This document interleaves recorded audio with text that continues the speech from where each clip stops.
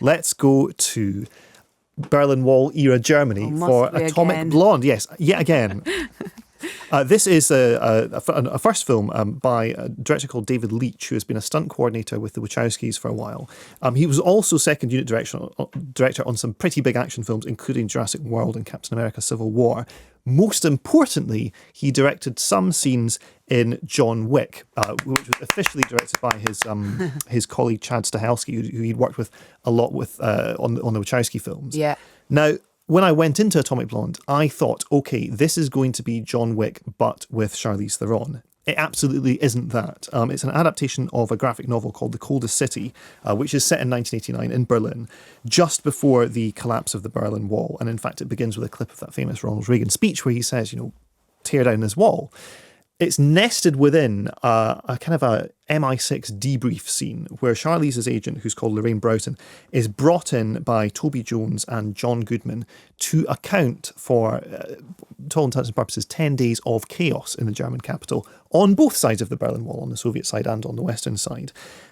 She is covered with bruises and cuts. She has been through the wars and then some, but is completely unflappable about what has transpired, and this slowly drips out over the course of this debrief meeting.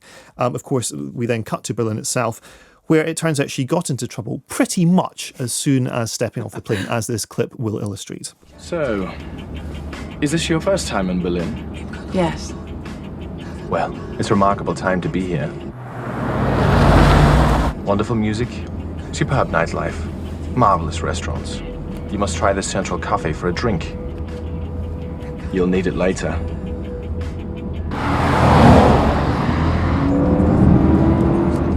You remember Mr. Bremovich, don't you?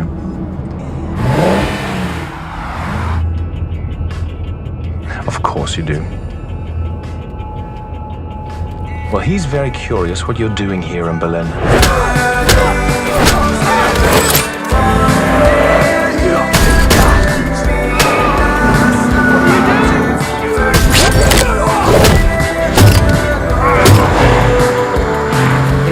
And it just goes on from there. Now, she's in Berlin to retrieve something called The List, which is described as an atomic bomb of information that could extend the Cold War by 40 years, which would be bad. It's basically an accounting of everyone who's working undercover on the east side of the Berlin Wall in Soviet Russia, and pretty much resembles, I have to say, the knock list from Brian De Palma's first Mission Impossible film. And the last Bond film?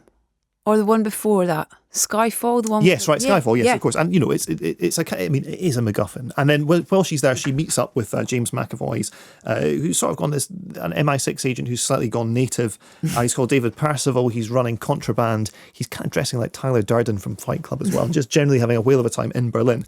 Now, this film works in one way and one way alone, which we will come to in a moment. But I want to talk about the ways in which it kind of trips up over itself. As a spy story, the intrigue of the situation, where is the list? Who's kind of working to get it released? Who's working to keep it suppressed? For what reasons? The intrigue never grabs you because this story, I have to say, is phenomenally badly told. And there's a difference between, if you think about De Palma's Mission Impossible, where you're kind of pleasantly bamboozled all the way through that film, and to the extent that he will seed the film with fake flashbacks that never really happened, and you're constantly rewinding, replaying, what happened? Okay, so now I'm making sense of this. And then at the end, it all kind of slots together with that great sort of long piece in Tetris precision where it just falls in, bam, everything disappears. In this, it's just different voices sort of yelling at you until you have no idea what is going on whatsoever. And nor does it really matter, because the way in which the film operates is it moves Charlize's character from one confrontation backed by 80s Europop to the next. That's basically the format of the film. And after a while, it becomes samey because you have this great soundtrack that's been assembled. 99 Red Balloons shows up for a scene where someone's kind of interrogated with a skateboard being smashed around their head. It's all very, hyper-violent, hyper-stylish. But the format is always, song you recognise starts playing, violence begins, we get to the chorus, the volume is jacked up to, 11T stupid, to quote a Mark Kermode phrase, and then the violence really kicks off. And this just kind of happens over and over again. And it's this kind of diminishing returns that every single time the film resorts to the same stylistic tricks, you kind of think, well, we've seen this. What next? Yeah. There are two moments that really, really stand out that sort of belong in the Charlize Theron is John Wick style film that I was hoping this would be. One of them is a fight backstage at the Kino International, which is this beautiful, beautiful cinema in what used to be East Berlin. Yeah. While Tarkovsky's Stalker is playing on the cinema screen, and Charlize Theron has this confrontation with these two guys behind it, which is just great, very stylish. The other is an incredibly long-take stairwell sequence. Oh my gosh, it's amazing. Which begins and ends in this street protest. And how on earth this thing was pieced together. I mean, it must have been stitched together from Birdman style multiple takes, but it plays out, like Birdman or like Hitchcock's Rope, for example, in one very, very long sequence where she fights people all the way up the stairs and then all the way down the stairs and then into a room and out of a room. And it's just really, really well choreographed. And it's exactly what you think someone who is a fight choreographer, stuntman by trade, is going to bring to this film.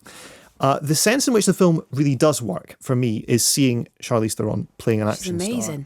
And it's to the extent that you're watching her being this amazing action star, and the film can only occasionally keep pace with what she's doing. Yeah. One side of that is the fights themselves, which are incredibly visceral. You feel every impact in those fights. Mm-hmm. The other side of it is just how she looks. I mean, this is a film that totally lingers on her physicality. There's a lot of it is to do with what she's wearing. She's wearing cocktail dresses, the like of which I've not seen since Scarface. And, gliding through these bars. She lives, or rather is renting an apartment in Berlin that is exclusively lit by blue and pink neon. I mean, it's not just blue and pink neon. It's like bubblegum and raspberry sauce. And the two sides of her face are defined in these two colours. It's like the world's sleaziest refrigerator. I don't know how else to put it, but that's where she lives. And, the whole film is that cool. She's just kind of gliding from bar to bar. She's drinking a lot of vodka on ice.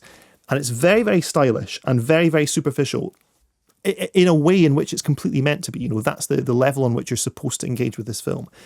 But Charlize Theron is so far ahead of the source material on this that it just never quite came together for me.